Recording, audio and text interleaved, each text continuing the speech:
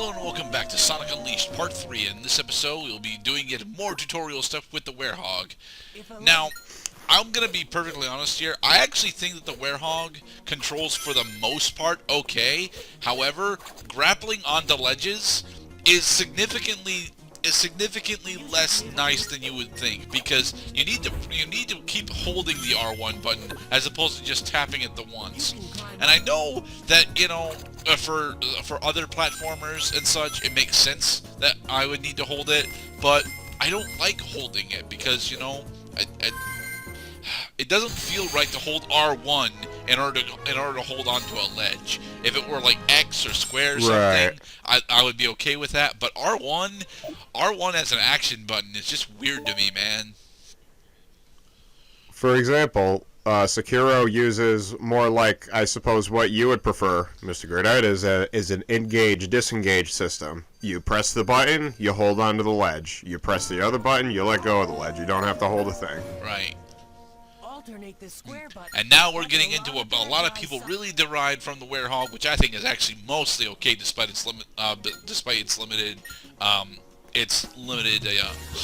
move pool. The combat system. Oh yes, it's all coming back. Full force and steam ahead. Game Grumps freaking had a ball with the jazz theme that comes up during these fight segments. Which is honestly a really kick-ass theme. It's just that it's overplayed because, well, it's the only piece of music that plays for the Werehog's combat, and that's the big issue.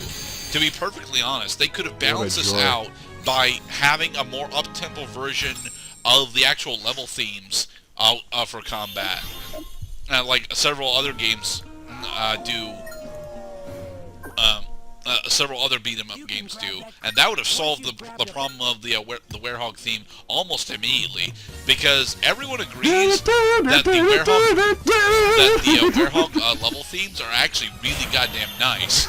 The thing is, you don't get to hear them ever because combat takes so goddamn long.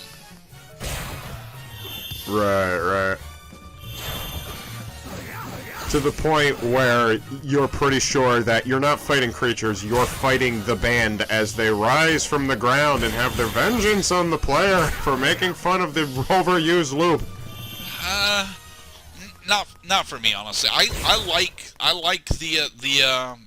the sound, the Werehog battle jazz theme enough to where I don't really find its overplay to be that harmful whilst I'm going through the game. Now, since we're going into a commentary, I'll probably grow to hate the damn thing because of how overplayed it is. But, you know, while I was playing, I didn't really have that big of an issue with it, so...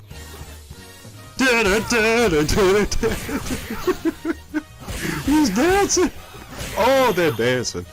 These guys are having a good old jazzy time.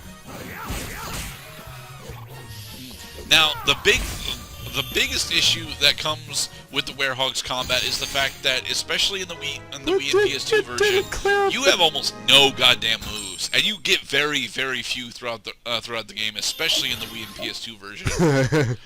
In the HD version, it's significantly better because you can because of the RPG elements that are there. But all the RPG elements in the Wii version are tied to the Werehog, and it's literally a single bar. Why do I get the feeling that this game had depended on the player's ability to ignore its scarcity of resources? I don't really think so. I mean, honestly, I would say that Sonic Unleashed, at least for the PS2 and Wii, suffers a bit from over expectation and the constant comparison to its HD counterpart. Because, to be perfectly honest, I actually enjoy the combat. I'm actually relatively good at the combat, despite the fact that there are very limited options. I will grant that the options that I'm granted are way too limited, and there should be more of them. But what I got works, and as an avid player of Dynasty Warriors, I am actually okay with limited options, assuming that what I have works, and what I have works in the Wii and PS2 versions of Sonic Unleashed. So I don't really have any real negatives for it aside from its lack of variety. Because even Dynasty Warriors has more variety, even if they don't work. I'm looking at you, fucking Agatha from Hyrule Warriors. Agatha has exactly one string that works. Exactly one. She's not allowed to do anything else. Yeah. When the gameplay feels necessary on only one method, we might have a problem. And it seems that you would disagree that the game makers had put just enough variety in the game. I do. I honestly think that Sonic for Sonic Unleashed specifically requires like 2 additional strings, like the ability to alternate between light and heavy attacks in his strings would be really nice. In theory, that system is here, but I don't think it's enabled for some fucking reason. Because I can never seem to get it to actually work to where light, heavy, light actually does a different string than 3 lights. I mean, I have a string of lights and I have a heavy attack, but that's like all I've got. You can mostly ignore a majority of the items that I'm picking up because I don't think I bother to show off the gallery of what we end up picking up, which is kind of a shame, but honestly, it's mostly concept art and movies. Concept art and the cutscenes that play during the normal campaign anyway. However, the red item boxes you actually most certainly want to pick up because those are worth experience points. And the higher level your Werehog gets, the more proficient in combat you will be. Specifically, the more survivability you will have. As each time Sonic the Werehog levels up, he doesn't necessarily get more combat options, but he gets either more HP, more shield, or more attack power. So there are like 2 different attacks that he can get when he levels up enough. But you know they're at specific level ups as opposed to it's just somewhere down the line. He is so slow. His normal walk speed is slow. His dash speed is actually relatively quick. And if you're actually competent with your controls with it, I would recommend using the dash speed to go everywhere. But I'm not actually all that competent with it because of how slippery it is. Slippery? It is slippery. Like, sticky. It looks sticky. No, his walk cycle is sticky. His dash cycle is very slippery. There wouldn't happen to be any trumpets around here. Well, it's a doorbell, actually. It's not a trumpet. Hey, Sonic! Now you can get past here! Watch out for trumpets! Dang it, they found us!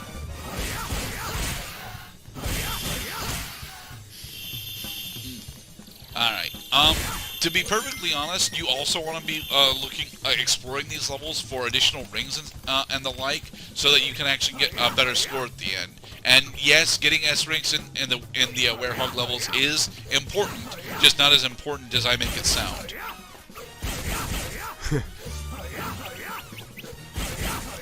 Alright, there we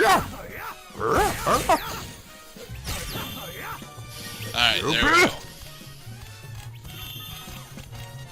Uh-oh, we're still missing a unit. Where is the dude that we're missing? There.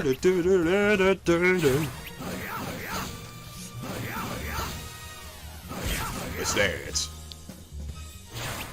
I call this the stretch. Everybody do the stretch. And there. We have successfully completed the first Were-hog Apotos level.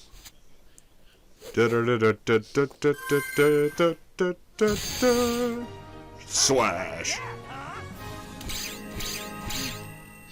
Let's see, did we actually get the S rank? Got it in rings, got it in time, got it in experience. Booyah! 3 sun medals for us. Congratulations. Now let us bring upon the day! And we got the Wereclaw. It's our dash attack. Pierce any defense. Piercing.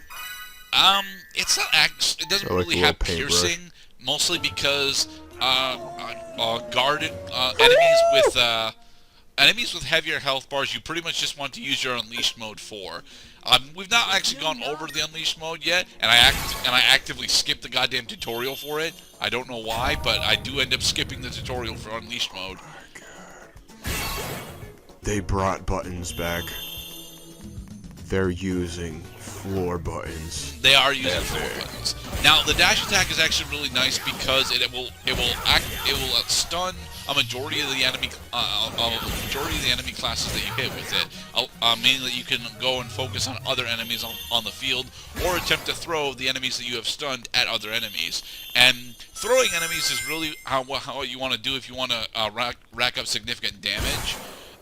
One thing that I don't know at this point, because this is a mostly blind playthrough, while you are dashing, you can run into the various breakable objects throughout the level, and not really be concerned about it, as your normal dash actually counts as an attack against breakable objects, not against enemies, but against breakable objects. It does. Yeah, Jay. I did not have to dash attack there, is what I'm saying. And up. Sonic, There. don't forget, you can dash. And jump. You can dash, Sonic. Da, da, da, da, da, da.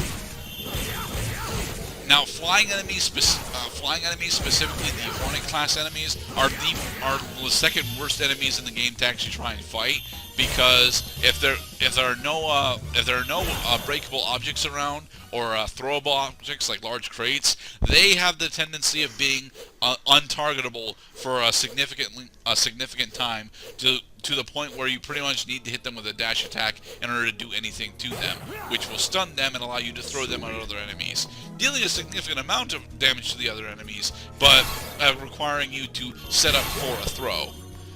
And with any number of other enemies floating around you, it can be very difficult for that to actually be effective.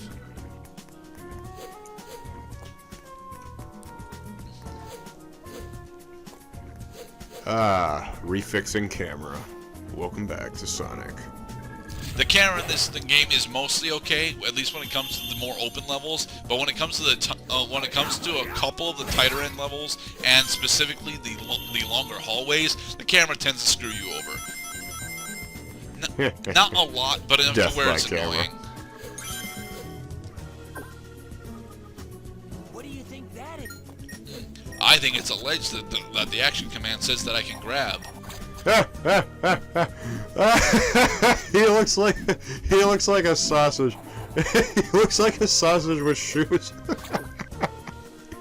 Oh my god. That is so freaking funny. That's gonna take a little digestion. And there we are.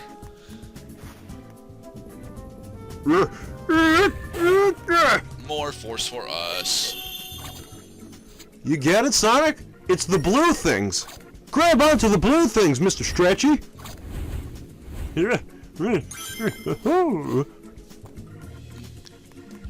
Now, I do get an S rank in a majority of the Unleashed levels that a majority of the Werehog levels that I play. Mostly because I bothered to explore most of them, and several of them I end up doing 2 takes for. But I don't get an S rank in all of them, but I don't really need it after a certain point, so it's not that big of a deal. Sweet. It's good to aim high. It is. It's bad to aim for the same frequencies all the time.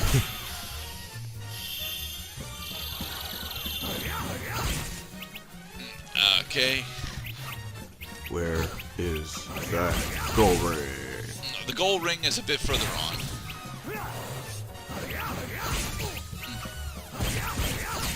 So what's new in the world of Cloud today? They attack. They thwack. They're in the pack. Well, just getting ready for my camping weekend. Got my tent all aired out.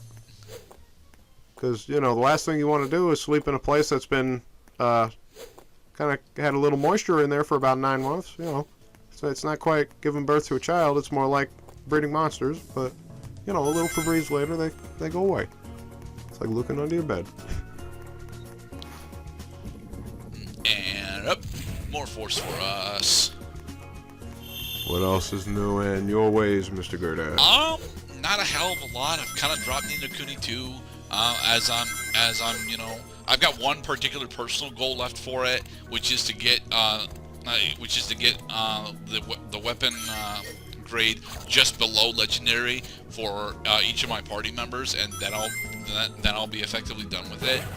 But I'm holding off on that so that I can do more testing for the a future Rocket Rabbit project.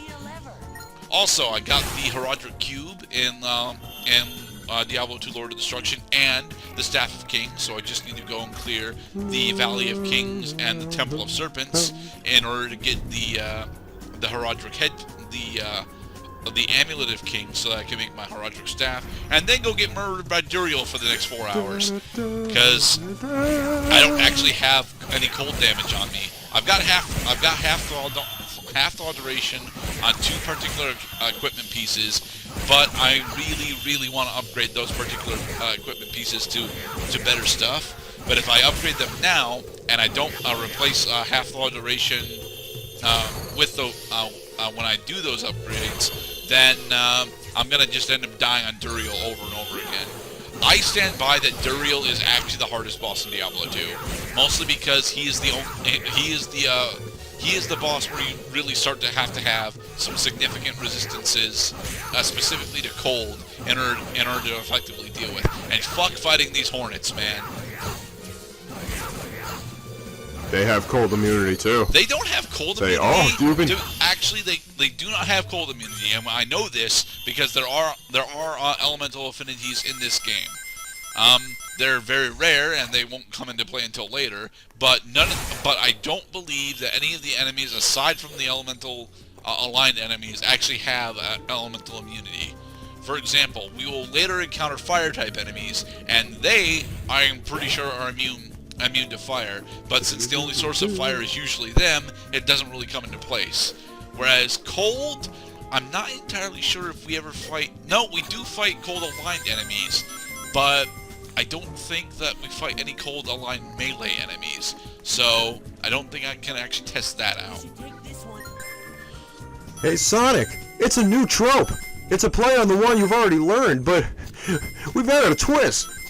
Now you can stand on the slidal platforms instead of just, you know, hang off of them. A shimmy, shimmy, shimmy, shimmy. And booyah, we have successfully finished the second Hedgehog Apotos level. Yes, just because the Werehog is better in the Wii and PS2 version doesn't mean it's good. It's just better. And I'm 35 seconds away from getting both getting the S rank here. Sadness for us. But in the next part, we'll continue on with the final Apotos Werehog level. Sweet.